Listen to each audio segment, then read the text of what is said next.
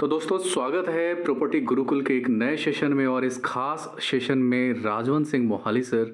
आज हम बात करने वाले हैं फाइनेंशियल फ्रीडम और तो और ग्रुप में पूछे जाने वाले कुछ बहुत कॉमन से सवाल। जैसे राजवंत सर आपको पता है कि जॉब में रहते हुए इन्होंने रियल एस्टेट करियर की शुरुआत करी, तो आज जानेंगे। तो राजवंत सर स्वागत है आपका और we are very fortunate to have a teacher like you sir. Thank you very much Sanjeev, thank you. Sir एक बहुत ही कॉमन सा सवाल आता है अपने ग्रुप में, हमारे पूछे जाते हैं कि आपने सर जॉब से बड़ी जीरो से अपनी जर्नी स्टार्ट करी सर। क्या था वो एक्सपीरियंस सर? प्लीज़ हमें हमारे व्यूअर्स को बताइए प्लीज़ सर। हाँ, सबसे पहले मैं अपने व्यूअर्स को ये बताना चाहता हूँ कि मैंने 1981 में टेलीफोन एक्सचेंज में जॉब शुरू की एज टेलीफोन ऑपरेटर। उसके बाद मेरी जो सिलेक्शन है वो 2 डिपार्टमेंट में और हुई। उसके बाद फाइनली 2 डिपार्टमेंट छोड़ने के बाद मेरी जो सिलेक्शन हुई बैंक में हुई। तो जब बैंक में मैं आया 1989 1986 में आया था, तो मेरी जो पोस्टिंग थी लुधियाना में हुई और 1989 में मैं अपनी ट्रांसफ़र करवा के यहाँ मोहाली में आ गया और मोहाली में रहना शुरू करा। पहले तो मैं अकेला था, चलो मेरा गुजारा होता था, लेकिन सैलरी तो बढ़ी नहीं। शादी हो गई, शादी के बाद फिर मेरे जो खर्चे बढ़ गए और खर्चे बढ़ने के साथ साथ मैंने ट्यूशन देनी शुरू की और मैं जितनी मेरी क्वालिफ़िकेशन थी उससे ज़्यादा क्वालिफ़िकेशन वाले मतलब कैंडिडेट मेरे पास जो स्टूडेंट थे वो आते थे। मैं इंग्लिश में मेरे अच्छी पकड़ थी, तो मेरे पास इंग्लिश पढ़ने के लिए आते थे, कंपटीशन के लिए आते थे। तो धीरे धीरे वो मतलब प्रोसेस चलाया। तो उसके बाद फिर भी लगा कि यार मैं उतना नहीं कर पा रहा जितना करना चाहिए। तो ये धीरे धीरे मेरी ज़िंदगी में रियल एस्टेट बिजनेस वाले लोग आने शुरू हुए। रियल एस्टेट बिजनेस का आने के बाद मैंने देखा इसको कि ये काम कैसे हो सकता है, किस तरीके से हो सकता है, क्या क्या इसमें हमें प्रिकॉशन लेनी पड़ेगी, क्या क्या सीखने वाली बातें हैं। हालांकि जब मैंने 1992 में शुरू किया था दिसंबर में, या हमारी जो जो पहली डील हुई थी तकरीबन तकरीबन मेरी 93 में हुई थी, मार्च 93 में। तो तब तक मैं हमें कुछ नहीं आता था, ना कोई सिखाने वाला था और ना कोई किताब मिलती थी हमें, ना कोई इंटरनेट के ऊपर कोई इन्फॉर्मेशन थी, ना यूट्यूब चैनल था, ना किसी का क्वेश्चन था, कुछ नहीं मिलता था। और प्रॉब्लम एक और आती थी, जो हमारे सीनियर थे वो भी हमें ज़्यादा बता के राजी नहीं थे। पता नहीं उनके दिमाग में क्या आता था कि शायद हम अपने कंपटीटर क्यों पैदा करें या कुछ भी है। हमें मतलब बी कैटेगरी के लोग ही समझा जाता था जब हम सीखते थे। तो फिर भी मैंने कहा चलो कोई बात नहीं। मैं ये भी आपके साथ एक बात शेयर करना चाहता हूँ कि जहाँ हमारी 10,000 रुपये कमीशन बनती थी, हमें 2,000 रुपये दिया जाता था। तो मैं ये समझता था चलो कोई बात नहीं, मतलब there is something is better than nothing, कुछ ना कुछ तो आ रहा है। लेकिन वो काम करते करते करते करते हम इस तरीके इस मुकाम पे पहुँचे। मैंने सोच ठीक रखी और जो आदमी मेरे साथ काम करते थे, या ये कहो मैं जिनके साथ काम करता था, जिनके अंडर काम करता था, वो 2-2 हज़ार रुपये का रेट ऊपर करते थे। लेकिन वो बाद में हमने करोड़ों रुपए कमीशन दिया, लेकिन वो वहीं के वहीं हैं। सो दोस्तों, मैंने जब जब ये शुरू किया तो रियल स्टेट में पार्ट टाइम बिजनेस शुरू किया था। मैं 10 से 5 बैंक में जाता था। बैंक में जाने के बाद जो मेरे साथी थे आके कुर्ता पजामा डाल के पार्कों में घूमते थे, बच्चों को लेके बाजार में जाते थे। लेकिन मेरा टारगेट कुछ और था, मैं कुछ ज़िंदगी में अलग से पाना चाहता था और अलग से पाने के लिए ही मैंने ये रियल एस्टेट बिजनेस शुरू किया। As a part time business शुरू किया। शाम को 5 बजे आके प्रॉपर्टी वालों के पास जाना, बैठना, उठना, उनसे सीखना और जो डील्स हैं वो नोट करनी, और जो अच्छी लगे, कुछ थोड़े बहुत पैसे मेरे पास थे, मैं थोड़ा बहुत इन्वेस्टमेंट करना भी शुरू कर दिया। और मेरे को सबसे पहले जो पहली डील में एक 2,500 रुपया सिर्फ बचा था, मतलब प्लॉट खरीदा था और 2,500 रुपये में बचा था। तो मेरे को काफ़ी संतुष्टि हुई कि 2,500 रुपया काफ़ी बढ़िया है, क्योंकि उन दिनों में मेरी सैलरी भी 6,000 रुपये थी। तो मेरे को ठीक लगा। तो चलो धीरे धीरे काम करते करते आगे बढ़ते रहे और आगे बढ़ने के साथ मेरा बहुत बढ़िया मतलब मेरे को रिजल्ट मिलता रहा। और रिजल्ट मिलने के बाद मैं प्लॉटों में के डॉक्यूमेंट्स देखने में एक्सपर्ट हो गया, मकानों के जो डॉक्यूमेंट्स होते थे हमारे पुड्डा के वो देखने में एक्सपर्ट हो गया, मतलब जो फ्लैट्स होते थे वो देखने में एक्सपर्ट हो गया। तो धीरे धीरे जो मेरी लगन थी वो धीरे धीरे हमें मेरे को रंग लाई। तो रंग लाने में मैं आगे आगे आगे बढ़ता चला गया, और ये जो मैं ये इस तरीके से हम आगे बढ़ता धीरे धीरे चलता गया, और इसी तरीके से मैंने अपनी इन्फॉर्मेशन इकट्ठी करने के बाद अपनी ज़िंदगी में लागू किया। लागू करने के बाद कहाँ हम कमीशन लेने की बात करते थे, कहाँ हमने करोड़ों रुपए कमीशन देने की बात की, इतना साहस किया। और प्लॉटों के बाद हमने ज़मीनों का काम किया, ज़मीनों के बाद हमने कॉलोनियों का काम किया, कंस्ट्रक्शन का काम किया, काफ़ी काम किया। लेकिन फार्मूला एक ही रहा कि हमने सीखने वाले फार्मूले पर चलते रहे। जो बात हमारे सामने आती थी उसको मैं नोट कर लेता था। मेरी याददाश्त बहुत अच्छी थी, जो मेरी बात एक बार दिमाग में आ जाती थी वो मैं भूलता नहीं था। तो ये याददाश्त तो अच्छी होने की वजह से जितना भी मैंने अपने पुराने साथियों से सीखता गया वो मेरे दिमाग में रहता गया, और इसी तरीके से मेरी ग्रोथ होती चली गई। प्लाटों से ज़मीनों तक, ज़मीनों से कॉलोनियों तक, कॉलोनी से आगे भी हम निकले। सो ये इसी तरीके का हमारा सफ़र रहा। सर, मेरी उम्र 20 से 30 साल के ब्रैकेट में आती है और मैं एक जॉब कर रहा हूँ। सर, फाइनेंशियल फ्रीडम को पाने के लिए आपके अनुभव के अनुसार, आपका अनुभव 27 सालों का शानदार अनुभव रियल एस्टेट में रहा है सर। क्या सलाह देना चाहेंगे सर हम जैसे यंगस्टर्स को, ताकि हम फाइनेंशियल फ्रीडम जल्दी पा सकें रियल एस्टेट के सहारे, या फिर आपको जो भी अच्छा लगता है कि आप हमें क्या सलाह देना चाहेंगे सर? देखो, हर बिजनेस में, हर काम में रोल मॉडल होते हैं, गॉड फादर होते हैं, कोई आपके आदर्श होते हैं। यदि आप मेरी कुछ बातों से प्रभावित हो, आप मेरे से कुछ सीखना चाहते हो, तो आपको एग्जैक्टली वही करना पड़ेगा जो मैंने किया।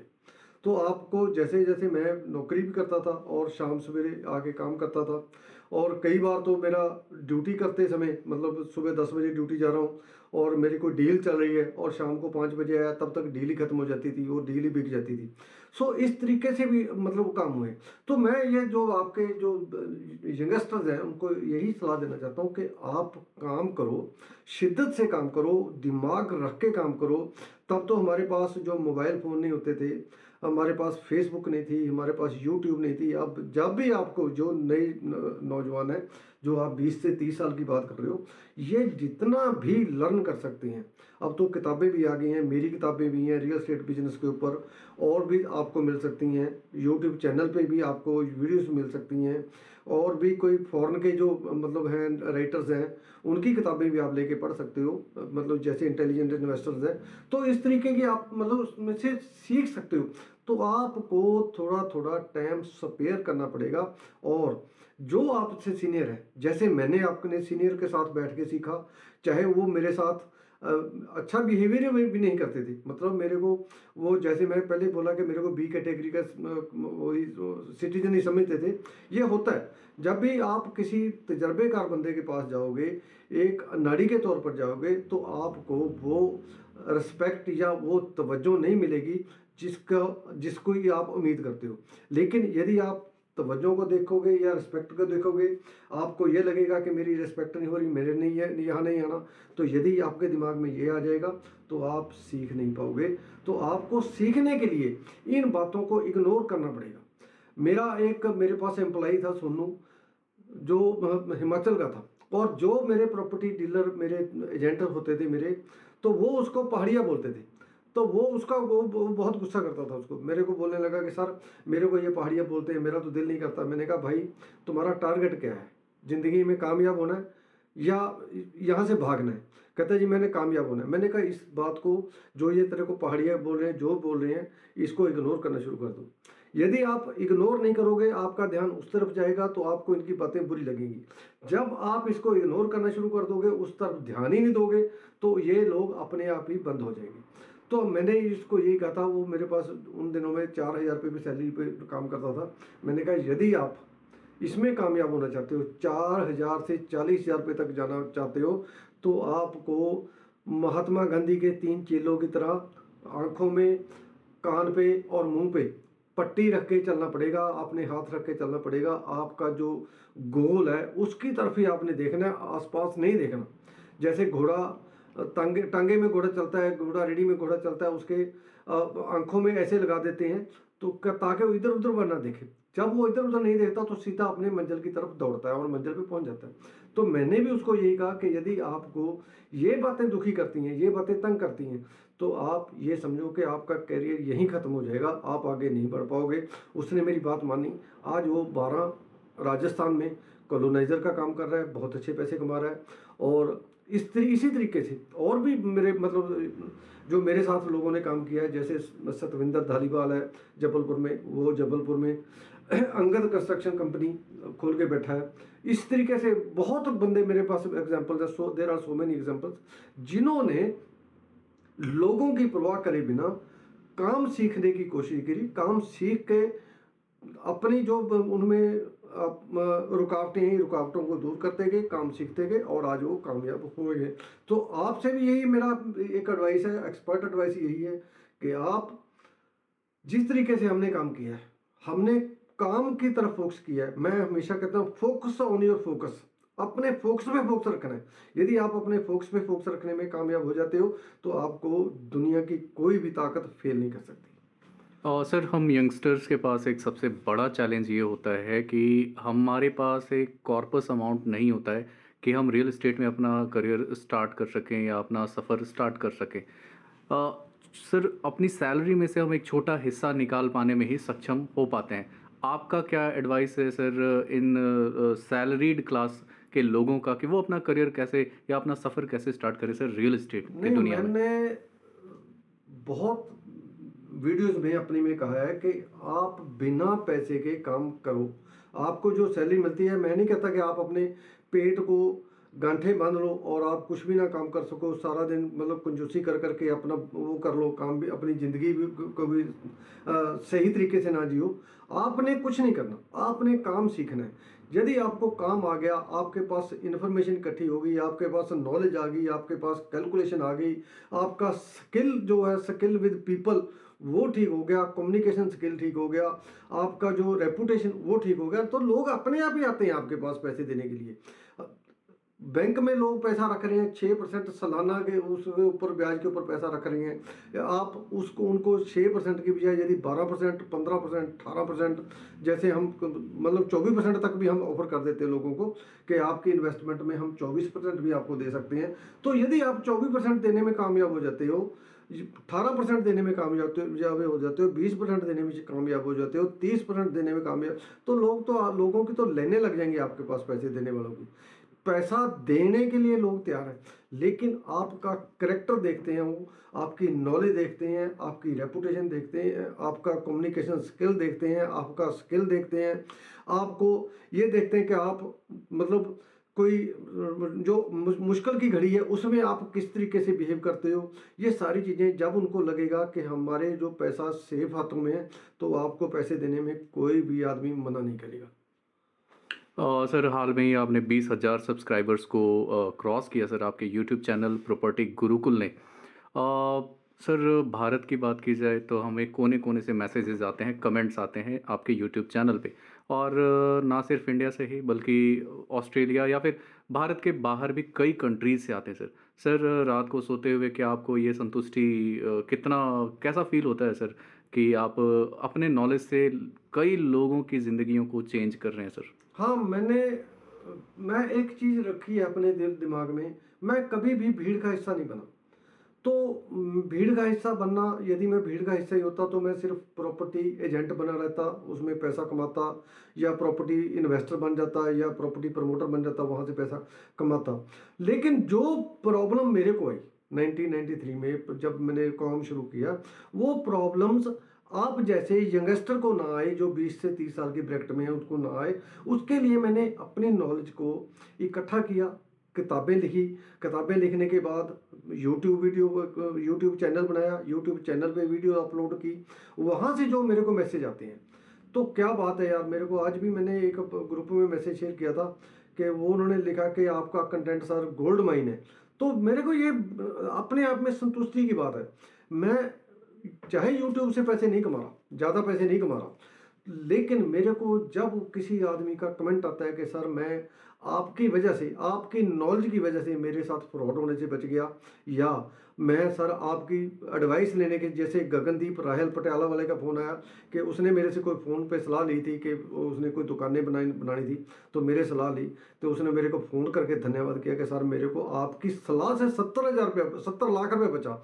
तो मेरे को बहुत अच्छा लगा। संदीप औलख बठिंडा से है, वो आदमी ने मेरे को फ़ोन करके कहा कि सर मैंने पहली डील की और आपकी सलाह मानी और पहली डील में मेरे को 70,000 रुपये बचा। तो ये चीज़ें जो मेरे को बहुत ही मतलब मेरे को संतुष्टि देती हैं, और मैं भीड़ का हिस्सा नहीं रहा। यदि मैं भीड़ का हिस्सा रहता तो मैं रियल एस्टेट एजुकेशन में कभी भी ना आता। रियल एस्टेट एजुकेशन में आने से मैं जहाँ लाखों लोगों से अलग हुआ हूँ, उसी तरीके से मेरे को लोगों ने कमेंट्स के रूप में, टेलीफोन के जरिए मेरे को इतने मतलब बेस्ट कमेंट्स दिए हैं। तो मैं मतलब बहुत अच्छा लगता है मेरे को। अभी गुरु पूर्णिमा के दिन के ऊपर मेरे को सैकड़े मैसेज ऐसे आए जिन्होंने मेरे को गुरु समझ के प्रणाम किया, कुछ करते रहे। सो दोस्तों, ये मतलब ये चीज़ जो मेरे को आगे बढ़ने के लिए भी प्रेरित करती है, और मैं चाहता हूँ कि जो मेरे पास है ये मैं सारा ही सारा आपको बांट के चले जाऊँ। सर हम भाग्यशाली हैं कि आप हमारे बीच में हैं, आप अपने ज्ञान से हमें मार्गदर्शन करते हैं सर। थैंक यू सो मच आपका। Thank you sir. Okay, thank you very much. तो कीप ग्रोइंग, आप ध्यान रखो। कोई चीज़ की आपको परेशानी आती है, प्रॉपर्टी गुरुकुल में आओ। प्रॉपर्टी गुरुकुल में 7837464646 नंबर पे आप कॉल कर सकते हो, मैसेज कर सकते हो, कोई अपना सवाल रख सकते हो। इसमें कोई मेरी यूट्यूब वीडियो पे आप कोई कमेंट बॉक्स में भी आप अपना कोई सुजेशन दे सकते हो। आपको कोई ज़रूरत पड़ती है वो भी दे सकते हो। मैं यहाँ पर हूँ, आपकी हेल्प करने के लिए हूँ। कोई बात नहीं है, तो आप दो सवाल करो, 10 सवाल करो, आपको सेटिस्फाई किया जाएगा। ये मेरा आपसे वादा है। Thank you very much.